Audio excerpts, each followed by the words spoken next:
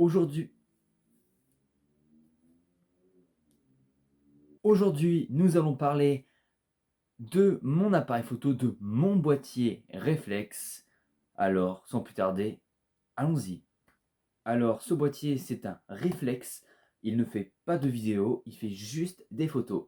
Mais par contre, le point positif qu'il y a dessus, qu'il y a dans ce réflexe, c'est que vous avez énormément de paramètres avant photo.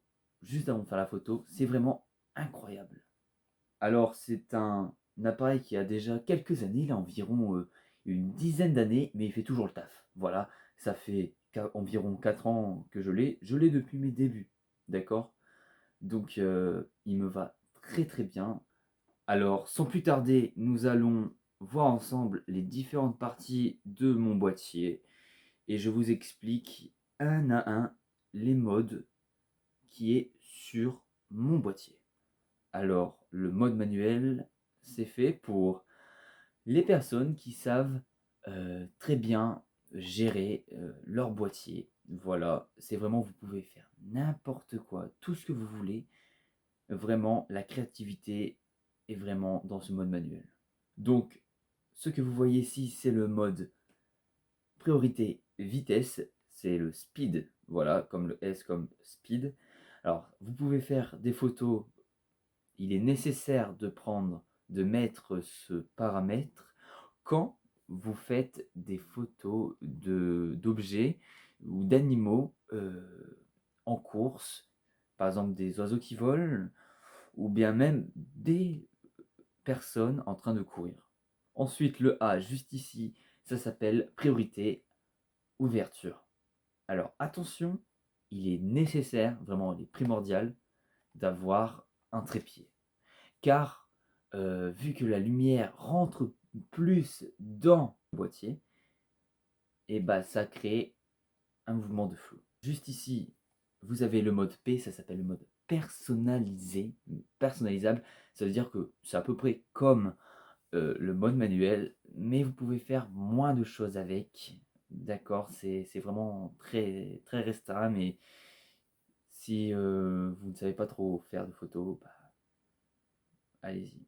Et bien sûr, le mode automatique est juste ici, le mode automatique. Alors, c'est vraiment, en fait, c'est l'appareil photo qui fait tout, qui gère la lumière, la vitesse d'obturation, la focale, le flou, etc., etc. Vraiment, c'est vraiment pour les débutants. Mais bien que, parfois, ça me sert. Ensuite, là, je ne vais pas tout vous énumérer dans cette vidéo, car c'est très long et vraiment, il y a énormément de choses à dire. Alors, je vais juste vous dire qu'il y a ici le mode portrait, c'est vraiment pour faire de la photo de portrait qui donne un teint un peu plus cher à la photo. Ensuite, vous avez le mode paysage montagne, ça c'est pour prendre des paysages, voilà, comme le nom le dit. Ensuite, vous avez le mode macro. Vous avez peut-être déjà vu des photos sur Instagram de fleurs vues de près, tout hyper détaillé avec un flou derrière-plan. Alors, c'est comme ça, avec ce mode-ci, que l'on fait ces photos-ci. Mais bien sûr, ce sera dans une autre vidéo que je vous en parlerai. Et le dernier, qui est juste ici, on ne voit pas très bien à la caméra, c'est le mode photo de nuit. Alors, comme le nom le dit, c'est pour prendre des photos dans le noir. Alors, bien sûr, attention, très très important, il faut impérativement un trépied.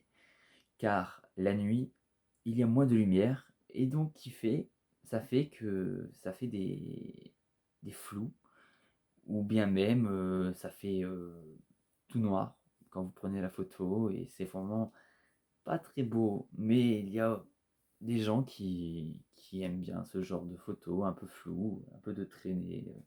Voilà. Voici l'arrière de mon appareil photo. Alors ça, c'est un écran LCD. C'est l'écran là où vous pouvez voir tous vos paramètres, la focale, etc., etc. Alors l'œilleton juste ici, c'est fait pour regarder dans l'appareil photo pour voir ce qui se passe devant vous.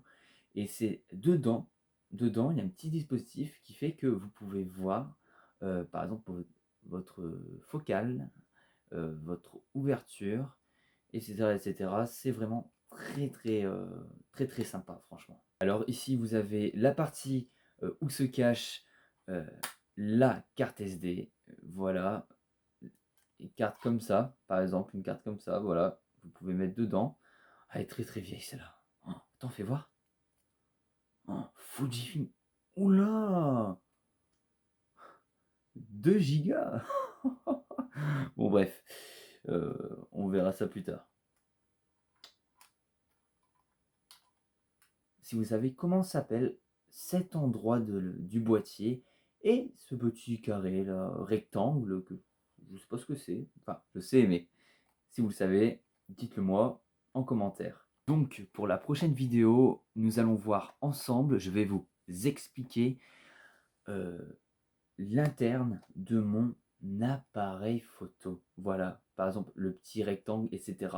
Vraiment, c'est à l'intérieur de l'appareil photo que se jouent énormément de choses. Donc moi je vous dis à la prochaine, n'hésitez pas à liker, commenter, et moi je vous dis à la prochaine.